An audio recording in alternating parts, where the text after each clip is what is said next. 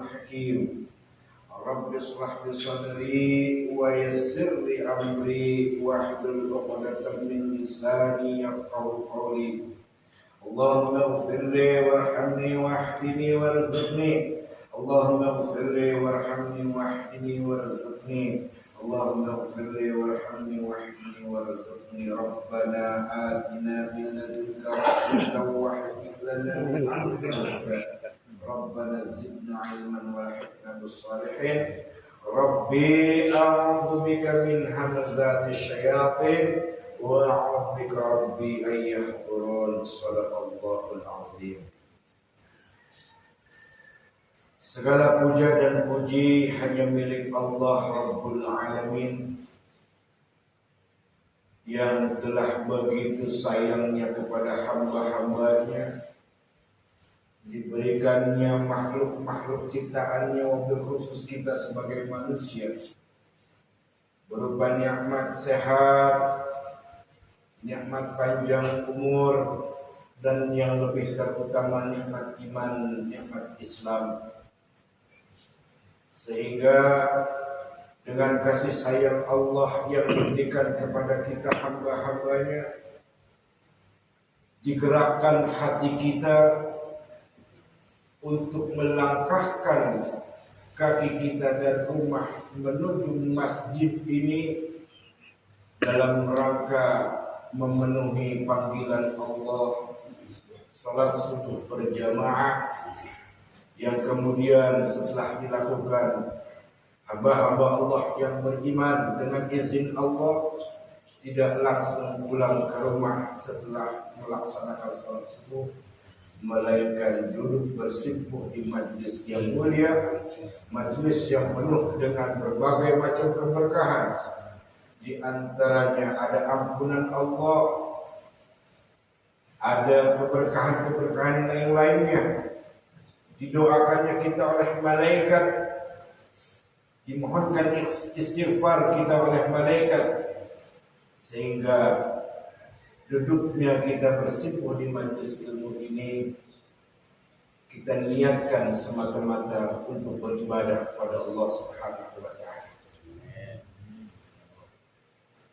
Salawat beserta salam semoga selalu tetap tercurahkan kepada Nabi kita, suri tauladan kita, qudwah kita, Muhammad ibn Abdullah Rasulullah sallallahu alaihi wasallam, beserta kepada para keluarganya, para kerabat-kerabatnya, para sahabat-sahabatnya, yang insyaallah kepada kita selaku umatnya, mudah-mudahan kita mendapatkan syafaat beliau nanti di yaumil qiyamah. Amin ya rabbal alamin. Ikhwatal iman rahimani wa rahimakumullah jami'an. Kehidupan yang kita jalani ini terus berputar dan bergeser dari waktu ke waktu, dari hari ke hari, dari minggu ke minggu, bulan ke bulan, tahun ke tahun. Sudah semakin banyak kita menyaksikan, kita mendengar, bahkan kita pun mengenal satu persatu di antara saudara-saudara kita, kerabat-kerabat kita, sahabat-sahabat kita yang pergi meninggalkan dunia ini untuk selama-lamanya. Satu persatu orang-orang yang kita kenal telah mendahului kita menghadap Allah, meninggalkan dunia ini untuk selama-lamanya. Ketahuilah bahwa sesungguhnya kita pun akan mengalami hal yang sama seperti saudara-saudara kita. Cepat atau lambat, bahkan yang pasti kita tidak pernah tahu kapan hal itu akan terjadi pada diri kita. Dijemputnya kita oleh masa ajal kita. Karena kata Allah, setiap manusia memiliki ajalnya masing-masing. Oleh karenanya Allah Subhanahu wa taala berfirman dengan mengingatkan kepada hamba-hambanya, "Wa ma tadri nafsum madza taksibu ghadan, wa ma tadri nafsuhum Wa ma tadri nafsun bi ayyi ardi tamut. Tidak satu jiwa pun yang tahu apa yang akan terjadi pada esok harinya. Dan tidak ada satu jiwa pun yang tahu di bagian bumi mana dia akan dijemput oleh ajal kematiannya. Itulah sebabnya Allah nyatakan kembali dengan mengingatkan hamba-hambanya, ya ayyuhalladzina amanu taqullaha wa tanzur nafsun ma qaddamat lighad.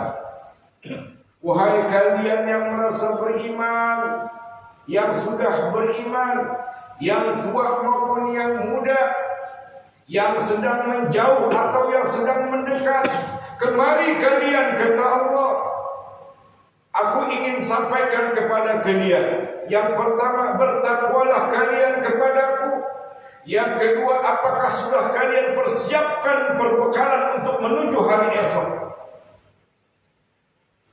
Ulaika ala Wantazur nafsuna qaddamat lighad wattaqullaha innallaha khabirun bima ta'malun. Bertakwalah kalian semuanya kepadaku kalau ingin kalian selamat, karena sesungguhnya aku, kata Allah, Maha tahu atas apa yang kalian kerjakan. Oleh karenanya ikhwatal iman, marilah senantiasa kita terus mengingatkan diri kita masing-masing, menyadari diri kita masing-masing. Perbanyaklah muhasabah, introspeksi diri, bahwa kita sebetulnya membutuhkan perbekalan yang cukup untuk kita berjumpa dengan Allah Rabbul Alamin. Sekecil apapun kebaikan yang kita lakukan, maka jangan pernah kita anggap itu sia-sia. Sekecil apapun kebaikan yang kita lakukan, jangan pernah diomongin lagi sama orang. Sekecil apapun sedekah yang kita berikan, jangan pernah ngomong sana ngomong sini, yang akhirnya itu akan menggugurkan sedekah kita. Yang akhirnya semua amal-amal kebaikan yang kita lakukan akan musnah akibat lisan ini tidak bisa dijaga.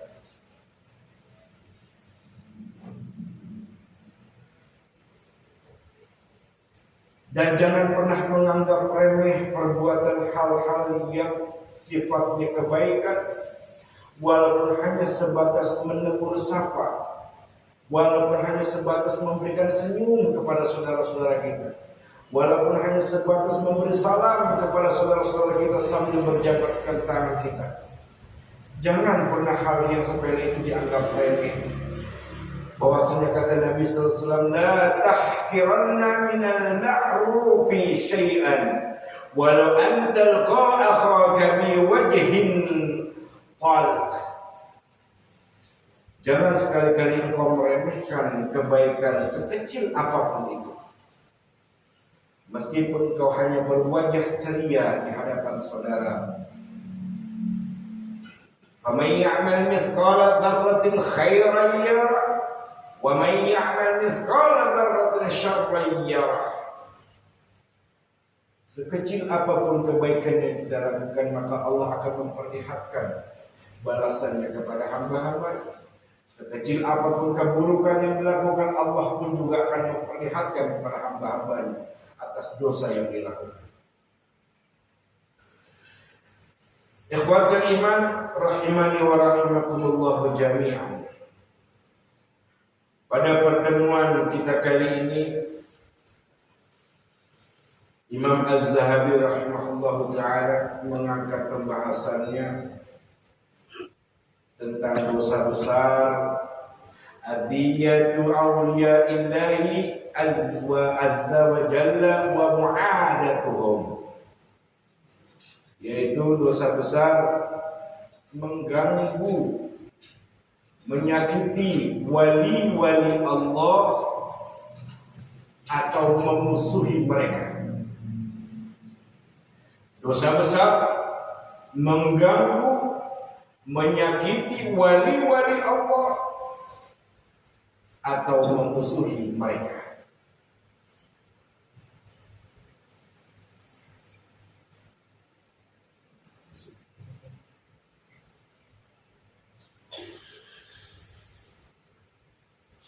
Menyakiti, mengganggu ketenangan, ketentraman, bahkan sampai memusuhi para wali-wali Allah adalah perbuatan yang Allah murkai. Dosa besar bagi pelaku. Karena dalam hal ini Allah Subhanahu wa taala berfirman di dalam Al-Qur'an dalam surat Al-Ahzab ayat 58, dengan tegas Allah menyatakan kepada mereka, orang-orang yang menyakiti, mengganggu, bahkan yang memusuhi wali-wali Allah, dengan tegas Allah menyatakan dalam Al-Qur'an, A'udzu billahi minasyaitonir rajim. وَالَّذِينَ يُؤْذُونَ الْمُؤْمِنِينَ وَالْمُؤْمِنَاتِ بِغَيْرِ مَا اكْتَسَبُوا فَقَدِ احْتَمَلُوا بُهْتَانًا وَإِثْمًا مُبِينًا. Orang-orang yang menyakiti dan mengganggu kaum mukminin dan kaum mukminat, wali-wali Allah,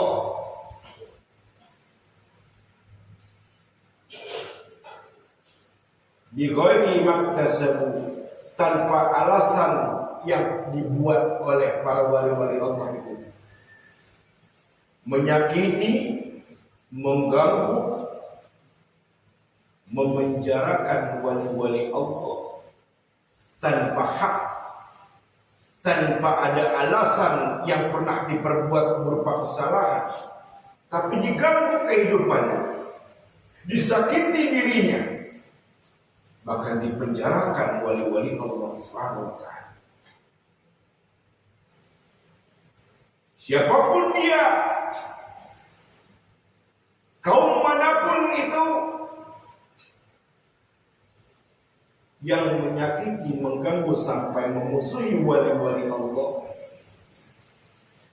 faqad ihtamalu buhtanan, kata Allah, sungguh mereka para pelakunya itu membawa beban buhtan. Buhtan. Apa itu buhtan? Buhtan itu dosa besar yang melebihi ghibah. Buhtan kata ulama tafsir, dosa besar yang melebihi ghibah. Sementara ghibah adalah seorang yang membicarakan seseorang yang memang itu benar dilakukan. Orang itu melakukan kesalahan, orang itu melakukan kekejian, diomongin kebenaran itu di muka umum. Itu namanya ghibah. Ghibah. Walaupun benar dilakukan tapi diomongin, itu ghibah. Dosa ghibah sangat luar biasa besarnya dan ancamannya azabun alim. Dosa ghibah. Bahkan ketika kalau matinya dia belum sempat meminta maaf kepada orang yang bersangkutan, maka sudah mengakibatkan azab kubur buat dirinya. Azab kubur buat dirinya kalau pelaku dosa ghibah. Saat dia mati, belum sempat dia minta maaf kepada orang yang pernah disakiti, pada orang yang pernah dizalimi, pada orang yang selalu difitnah. Dia belum sempat meminta maaf kepada sesama manusia, maka sudah cukup akan mendatangkan azab kubur baginya. Dosa ghibah. Lalu kemudian mendapatkan azab yang pedih. Lalu buhtan, kata para ulama, dia membawa dua jenis dosa. Dua jenis dosa. Yang pertama, karena dia menyakiti, mengganggu, mengusik kehidupan wali-wali Allah, bahkan menzaliminya, maka dia sudah berbuat kedustaan yang keji. Satu, dia sudah berbuat kedustaan yang keji, kata Allah. Yang kedua, wa itsman mubina, dia termasuk pelaku dosa yang nyata. Berdusta aja azabun alim, azabnya. Lalu dicap oleh Allah sebagai pendusta, pelaku dosa yang nyata. Kalau dikatakan pelaku dosa yang nyata, double dosa ini. Tapi Al-Quran tidak menyatakan tentang azab bagi mereka. Apakah azabun alim, apakah azabun awin, tidak dinyatakan oleh Allah. Intinya dia telah melakukan perbuatan dua dosa besar sekaligus. Sementara wali-wali Allah itu adalah orang-orang yang memang menjadi kekasih-kekasih Allah Subhanahu wa Ta'ala, yang mewakili Allah di dalam mensyiarkan agama Allah, di dalam menyampaikan amar ma'ruf nahi munkar. Dialah yang menjadi wali-wali Allah Subhanahu wa Ta'ala. Bahkan di dalam surat Al-Furqan dikatakan oleh Allah, wa ibadur rahmanil ladzina yamshuna 'alal ardi haunan wa idza khatabahumul jahiluna qalu salama. Dan hamba-hamba Allah yang Maha Penyayang itu adalah orang-orang yang ketika berjalan di atas bumi dengan rendah hati. Kekasih-kekasih Allah, wali-wali Allah, dikatakan oleh Allah ini diberi gelar oleh Allah tentang wali-walinya yang disebut ibadur rahman.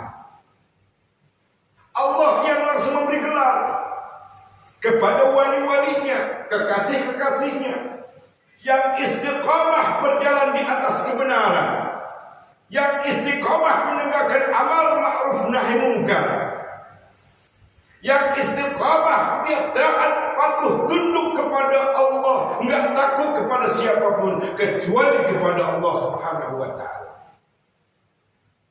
Dikatakan oleh Allah, hamba-hamba Allah yang penyayang itu orang-orang yang ketika berjalan di atas bumi dengan rendah hati. Dan apabila orang-orang jahil menyapa mereka, mereka mengucapkan kata-kata yang baik. Walaupun disakiti, walaupun diganggu, tetap wali-wali Allah ini mengeluarkan kata-kata yang baik, kata-kata yang bijak, kata-kata yang Allah ridhai. Walladzina yabituna li rabbihim sujjadan wa qiyama. Walladzina yaquluna rabbana asrif 'anna 'adzab jahannam inna 'adzabaha kana gharama. Innaha sa'at mustaqarran wa muqama. والذين إذا أنفقوا لم يسرفوا ولم يقتروا وكان بين ذلك قواما.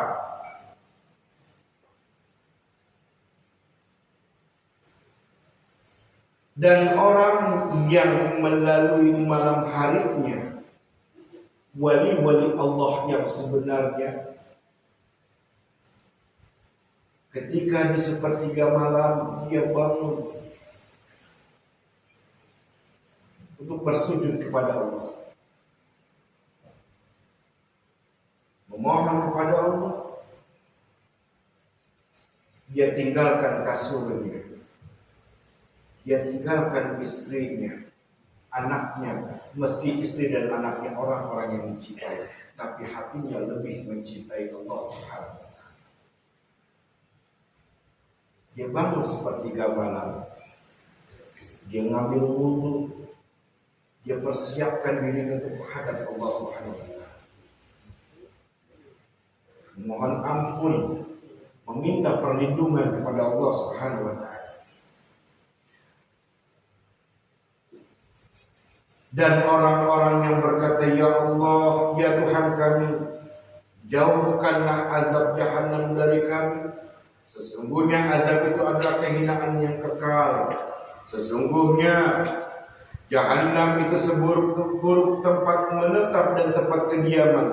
Dan orang-orang yang apabila membelanjakan hartanya, mereka tidak berlebih-lebihan dan tidak pula pelit.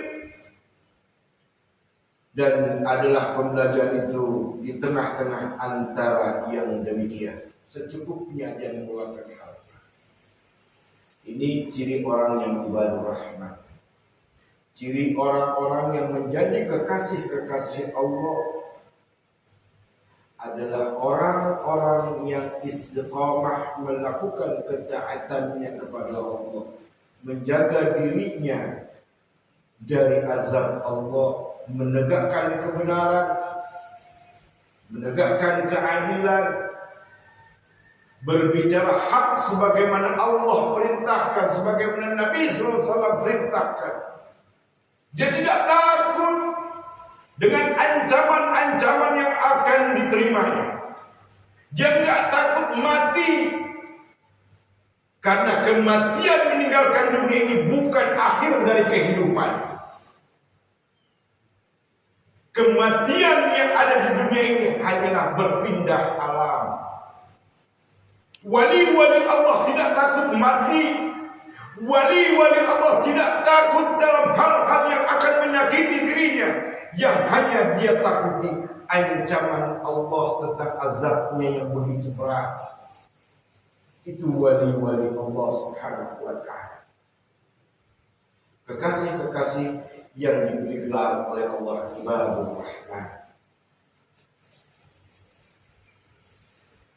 Lalu wali-wali Allah yang sebenarnya, walladzina la yad'una ma'allahi ilahan akhara wa la yaqtuluna an-nafsa allati harrama Allah illa bil haqq wa la yaznun wa man yaf'al dhalika yalqa athama.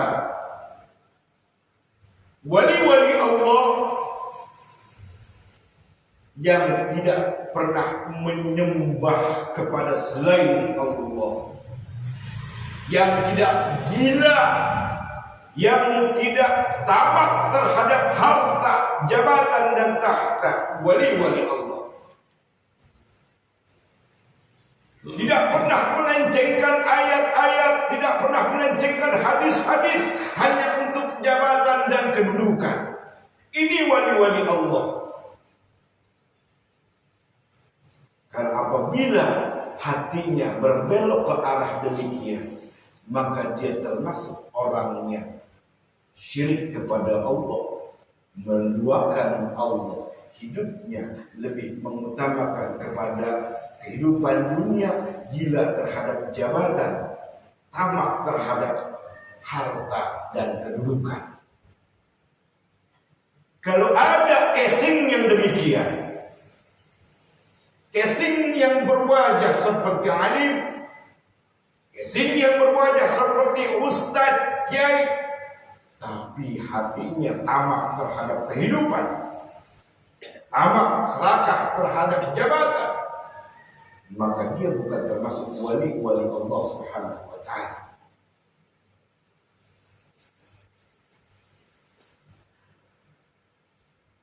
Kemudian wali-wali Allah, dia tidak melakukan berzina, tidak melakukan zina. Zina dalam tanda kutip, tidak ngobrol kepada yang selain mahrimnya, ngobrol kepada lain jenis, ya. Selain mahrimnya, bertatapan muka, berpandangan mata. Ketika dia bertatapan muka, berpandangan mata, itu masuk dalam kategori zina mata. Tapi wali-wali Allah tidak pernah mau melakukan itu. Dia tundukkan kepalanya. ketika bertemu dengan seseorang yang bukan muhrimnya. Ini wali Allah. Kemudian kalau ada yang casingnya seperti demikian, casingnya seperti ulama, seperti orang alim, seperti dia mengaku ustaz, tapi dia melakukan, hatinya melakukan ketamakan, keserakahan, gila terhadap harta jabatan, tahta, kedudukan. Lalu dia berzina, lakukan zina. Zina dalam tanda kutip. Hal apapun perzinahan itu, baik dalam lisannya, matanya, ataupun selain daripada itu yang dikatakan zina oleh Allah Subhanahu wa taala. Apabila ada casing-casing yang sedemikian, pandai menyampaikan dalil Quran dan dalil hadis namun dilencengkan hanya karena hatinya tamak, gila kedudukan dan jabatan, maka kata Allah Subhanahu wa taala, niscaya pasti dia akan mendapatkan pembalasan atas dosanya, yaitu dilipat gandakan azab untuk dirinya.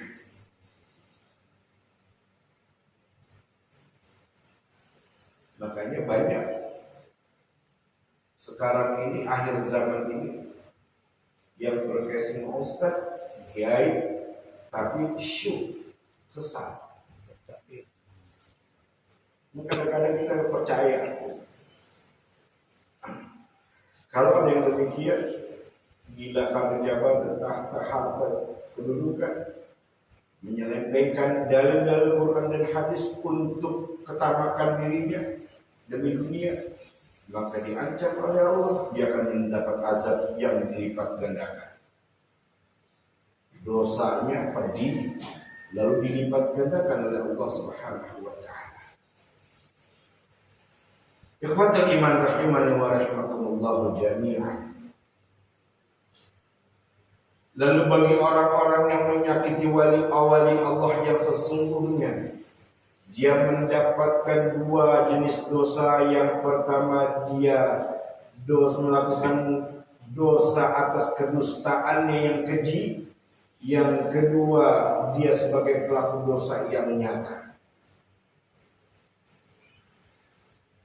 Kita sebagai orang yang beriman kepada Allah, tugas kita hanya menyampaikan kebenaran.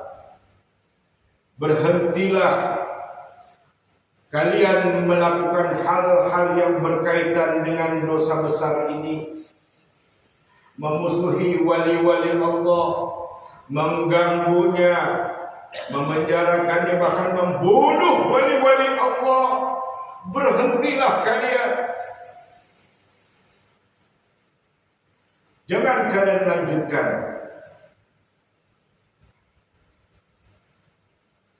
Karena pertanggungjawabannya akan begitu berat nanti di hadapan Allah Subhanahu wa taala kepada kalian. Sebagai hamba Allah yang benar di jalan Allah, yang pertama hanya bisa menyarankan, berhentilah kalian menyakiti, mengganggu, memusik kehidupan wali-wali Allah, memenjarakan wali-wali Allah tanpa kebenaran yang hak. Sadarlah kalian akan mati suatu kala nanti. Ketika matinya kalian nanti meninggalkan dunia ini, kalian akan dimintai pertanggungjawaban oleh Allah Subhanahu wa taala. Hidup di dunia ini tidak selama-lamanya. Lalu kemudian berhentilah kalian, jangan lagi mengganggu wali-wali Allah yang menyampaikan kebenaran. Karena mereka tidak pernah melakukan kesalahan, kekeliruan dalam kehidupannya di dunia ini, melainkan mengajak kepada jalan Allah yang benar. Jika perbuatan ini menyakiti, mengganggu, menuduh, bahkan sampai memusuhi para wali-wali Allah, bahkan sampai membunuhnya, pasti dia akan memikul beban yang begitu berat, beban yang begitu berat. Allah Subhanahu wa taala berfirman, "Man 'adani waliyan faqad adantuhu bil harb." Barang siapa yang mengganggu, yang memusuhi, yang memerangi kekasih-kekasihku, kata Allah, tentang wali-wali yang aku perintahkan kepada mereka untuk menyampaikan kebenaran, tapi apabila ada di antara mereka yang mengganggu kekasih-kekasihku, wali-waliku, maka aku telah proklamirkan saat ini genderang peperangan kepada kalian. Allah menyatakan perang kepada orang-orang yang mengganggu, menyakiti, bahkan bila ada yang sampai membunuh wali-wali Allah. Dinyatakan dalam hadis qudsinya yang disampaikan oleh Nabi SAW, Allah menyatakan perang kepada kalian. Berani kalian memerangi Allah. Kalian hidup dari Allah.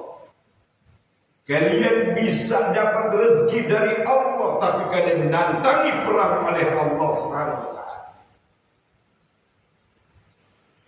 Melalui hadis qudsi ini, Imam Az-Zahabi rahimahullah kemudian menyatakan kepada mereka para pelaku yang mengganggu, yang menyakiti, yang menuduh, bahkan sampai yang membunuh wali-wali Allah, adalah mereka pelaku dosa besar. Bahkan di dalam hadis qudsi yang lain dikatakan, Allah berfirman, faqad barazani bil muharabah. Siapa yang memerangi, memusuhi, menyakiti dan membunuh wali-waliku, kata Allah Subhanahu wa taala, maka seakan dia telah ingin mengajak perang kepada. Kekuatan iman rahimani wa rahimakumullah jami'an. Kalau Allah sudah menyatakan hal yang sakit, dia menantang Allah peperangan, Allah terima tantangan. Sekarang kalau dia dimatikan atau diangkat keberkahan rezekinya, udah mati kutu dia. Diangkat oleh Allah keberkahan hidupnya, mati kutu dia. Terhina dia di dunianya, di alam kuburnya, di alam akhiratnya. Allah hinakan orang itu. Apalagi dalam hadis qudsi ini Allah menyatakan perang kepada mereka. Lihat saja apa yang akan Allah nanti balas atas perbuatan-perbuatan mereka. Wali-wali Allah adalah alladzina amanu wa kanu yattaqun. Mereka yang secara lahir dan batinnya, jiwa dan raganya benar-benar senantiasa berada di atas ketaatannya kepada Allah dan Rasul-Nya. Istiqamah di dalam melakukan ketaatan, istiqamah di dalam amal ma'ruf nahi munkar, istiqamah menegakkan keadilan. Dialah yang disebut wali-wali Allah yang diberi gelar oleh Allah ibadur rahman, hamba yang pengasih, hamba yang penyayang. Allah yang kasih gelar langsung. Ikhwatal iman rahimani wa rahimakumullah jami'an. Banyak beredar di kalangan masyarakat yang awam yang tidak mengerti tentang wali-wali Allah yang sebenarnya. Masih banyak orang-orang di antara masyarakat awam yang menganggap siapa wali-wali Allah itu. Bahkan ada di antara mereka yang mengatakan kalau wali Allah itu adalah seseorang yang tebal terhadap senjata tajam dan peluru. Dia bisa berjalan di atas air, bisa terbang katanya, bisa menyembuhkan berbagai macam penyakit, bisa menghidupkan orang yang mati. Ada masyarakat yang awam menyatakan ini wali Allah ini hebat ya. Kalau bukan wali Allah nggak mungkin bisa jalan di atas air, nggak mungkin dia bisa terbang, kata masyarakat awam. Padahal wali Allah yang sesungguhnya, seperti contoh yang mutlak, Nabi kita Muhammad SAW ialah wali Allah, kekasih Allah, yang tidak melakukan hal itu. Gak pernah menunjukkan kehebatannya di depan para sahabat berjalan di atas air. Gak pernah Nabi SAW.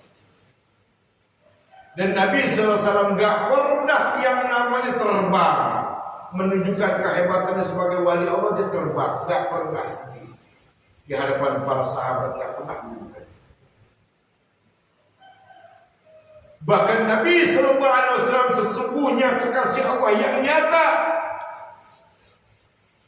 berdarah saat disambitin di Taif, disambitin sama batu, berdarah, giginya pun sompal,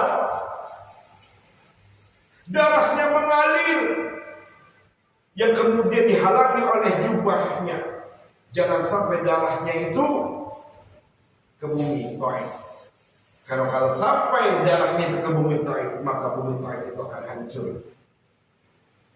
Ketika Nabi kita Muhammad SAW disakiti, disambitin, dihina, dicaci, dimaki, disambit itu bukan hanya dengan batu, tapi dengan kotoran unta yang mengenai muka beliau, batu yang mengenai gigi beliau sampai sompal giginya, berdarah melipis mukanya. Malaikat Jibril datang menghampiri Nabi kita Muhammad SAW. Ya Muhammad, mintalah apa yang engkau inginkan terhadap balasan orang-orang Taif itu. Apa jawab Nabi SAW? Wahai Jibril, mereka melakukan ini karena mereka tidak tahu, belum tahu. Tapi aku yakin suatu saat nanti anak cucu mereka akan mengerti tentang Islam. Saat ini mereka belum tahu. Jadi biarin aja. Katakan Muhammad, apabila kau katakan, aku angkat gunung ini dan aku timpahkan kepada mereka semua. Jibril mengatakan demikian kepada Nabi Muhammad SAW.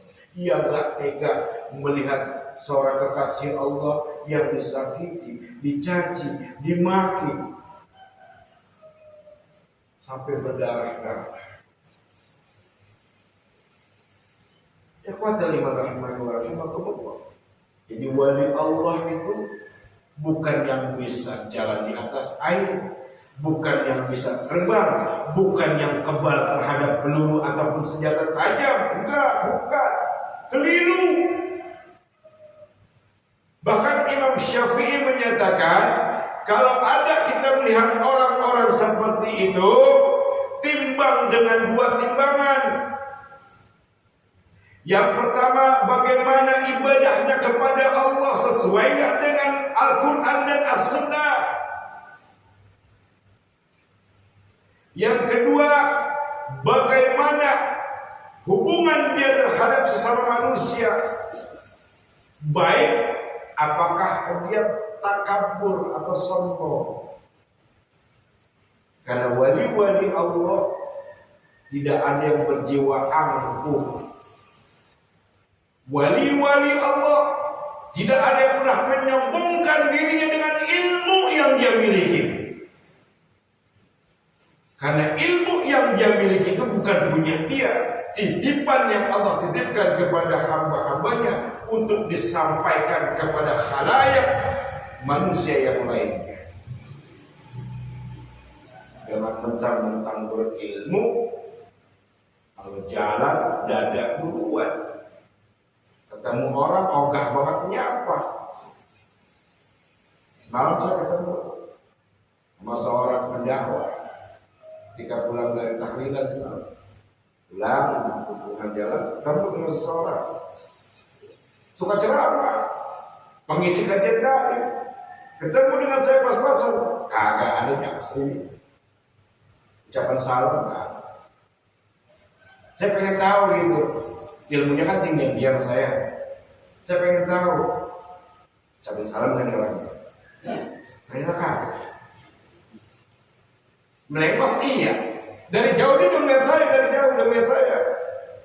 Pas ketika pas-pasan dia melengos. Matanya dia melengosin. Itu selalu itu. Ya maaf.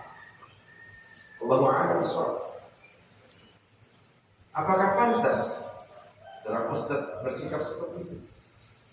Suka ceramah, kondisi kajian. Dan semalam ketemu saya begitu. Dan sekali ilmunya kan tinggi dia, saya pengen tahu tawadhu kan dia nih. Ternyata enggak dia tawadhunya. Nah, benar tawadhunya pakai dal, bukan pakai bo. Kalau tawadhunya pakai bo itu kan tawadhu merendahkan diri. Selalu menyapa duluan. Kalau pakai dal tawadhu, tahu warna duit. Kalau ustaz yang tahu warna duit ya begitu. Maaf. Kekasih-kekasih Allah, wali-wali Allah ketika menyampaikan kebenaran tidak melihat berapa isi amplopnya, tidak memandang dibayar atau tidak dibayarnya. Itu wali-wali Allah. Saya kan udah ngomong capek nih, rasa dibayar cuma sedikit. Bukan wali Allah, wali murid namanya. Bukan wali Allah, wali murid namanya. Wali iblis. Wali Allah dan demikian hatinya ikhlas, hatinya tawadhu, menyampaikan kebenaran karena lillah, ingin mencari ridha Allah, bukan karena tahu warna duit. Bila dibayar kecil kapok. Kalau nggak kapok di sini jarang-jarang. Itu bukan wali Allah yang begitu. Tapi wali iblis, nauzubillah min dzalik. Adapun definisi wali-wali Allah, Allah nyatakan di dalam surat Yunus ayat 63, kata Allah, la khaufun 'alaihim wa la hum yahzanun. Wali-wali Allah itu orang yang enggak punya rasa takut kecuali hanya kepada Allah takut. Dan wali-wali Allah enggak pernah punya rasa sedih atas berbagai macam ujian yang Allah datangkan pada dirinya. Wali-wali Allah tidak pernah merasa bersedih karena dia tahu ujian-ujian yang Allah berikan padanya adalah bagian dari bentuk kasih sayang Allah terhadap dirinya. Kedua adalah bagian bentuk dari pandangan Allah yang 100% mencintai hambanya. Ketika hambanya itu selalu diberikan berbagai macam ujian, saat itu Allah sedang memperhatikan dirinya. Dia sadar, dia muhasabah bahwasanya dia tidak pernah bersedih walaupun kesusahan menimpa dirinya.